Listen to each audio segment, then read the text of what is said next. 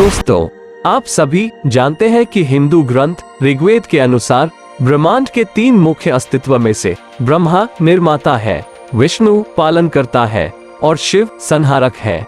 इन त्रिमूर्तियों में भगवान विष्णु और भगवान शिव का मंदिरों दुनिया भर में पाए जाते हैं और हिंदू लोग उनकी पूजा या आराधना करते हैं। लेकिन इस पृथ्वी पर किसी के द्वारा ब्रह्मा की पूजा नहीं की जाती है और उनके नाम पर कहीं भी कोई मंदिर नहीं है। घरों और मंदिरों से ज्यादा ग्रंथों में ब्रह्मा की खोज की जा सकती है।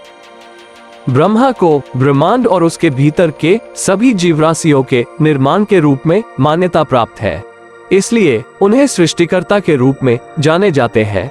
उसका नाम स्वयंभू या स्वकल्पित है, क्योंकि उसे किसी ने बनाया नहीं है। सबसे पवित्र हिंदू ग्रंथों 4 वेदों को ब्रह्मा द्वारा रचित मानते हैं, जिससे उन्हें धर्म का पिता के रूप देखी जाते हैं।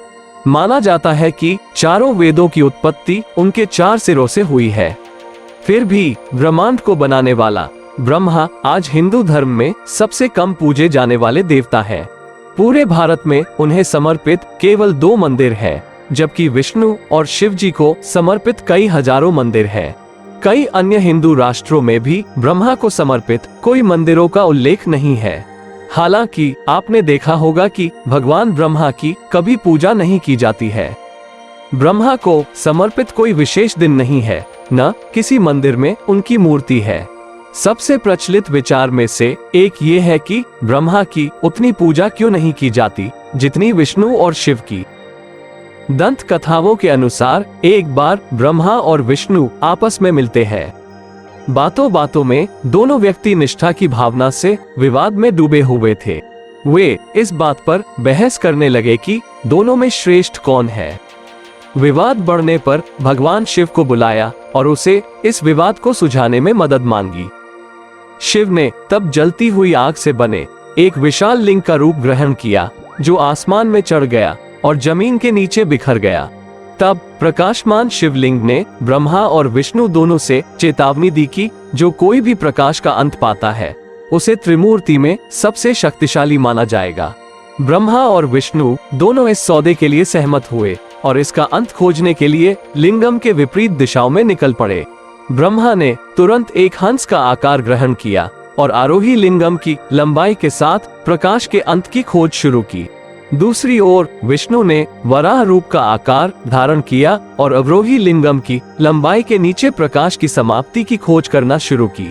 लेकिन जैसे जैसे वे वर्षों तक खोजते रहे, उन्होंने महसूस किया कि लिंगम का कोई अंत नहीं है। विष्णु ने इस तथ्य को समझ गए कि शिव त्रिदेवों में सबसे सर्वश्रेष्ठ है और उन्हें शिव द्वारा पछाड़ दिया गया है। दूसरी ओर ब्रह्मा का मानना था कि वो धोखे से शिव को चकमा दे सकता है। जब वो अंत की तलाश में था, उसने केतकी के फूल को पास बुलाया और उसे शिव के सामने गवाही देने का अनुरोध किया कि वास्तव में ब्रह्मा लिंगम के सबसे उच्चतम हिस्से में पहुंच गए हैं और अंत देख चुके हैं। तुरंत केतकी फूल शिव के पास पहुंचा और बताया कि उन्होंने ब्रह्मा को लिंग के शीर्ष पर पहुंचते हुए देखा है। ये सुनकर शिव क्रोधित हो गए। उन्हें एहसास हुआ कि वो झूठ बोल रहे हैं, इसलिए उन्होंने ब्रह्मा को श्राप दिया कि उन्हें पृथ्वी पर कभी भी पूजा नहीं किया जाएगा। इसके अलावा केतकी फूल को भी श्राप दिया गया था कि इसका उपयोग किसी भी हिंदू पूजा में अनुष्ठान कभी नहीं किया जाएगा। हिंदू पुराणों में ये भी उल्लेख मिलता है कि भृगु मुनि के श्राप के कारण पृथ्वी पर ब्रह्मा की पूजा नहीं की जाती है। पुराण कथाओं के अनुसार एक बार ब्रह्मा के पुत्र महर्षि भृगु ब्रह्मा को देखने ब्रह्मलोक जाते हैं, लेकिन ब्रह्मा अपनी पत्नी सरस्वती के साथ व्यस्त थे और उन्होंने भृगु की उपस्थिति पर ध्यान नहीं दिया।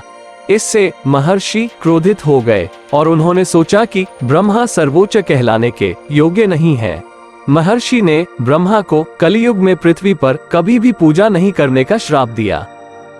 मत्स्य पुराण के अनुसार जब ब्रह्मा ने ब्रह्मांड का निर्माण किया, तो उन्होंने एक महिला देवता को शतरूपा के नाम से रचना किया। देवी की सुंदरता इतना आकर्षक थी, जहां ब्रह्मा भी उनकी सुंदरता से मोहित थे। वो अपने उत्साह को नियंत्रित नहीं कर सका और वो जहां भी गई उसका पीछा किया। लेकिन शतरूपा की ऐसी कोई इच्छा नहीं थी। वो विभिन्न दिशाओं में चलने लगी ताकि वो ब्रह्मा के निगाह से बच सके। जब भी वो प्रत्येक दिशा में चली, ब्रह्मा ने एक सिर विकसित किया। इसी तरह ब्रह्मा ने एक के बाद एक 4 सिर को विकसित किया ताकि वो 4 दिशाओं से शतरूपा को देख सके।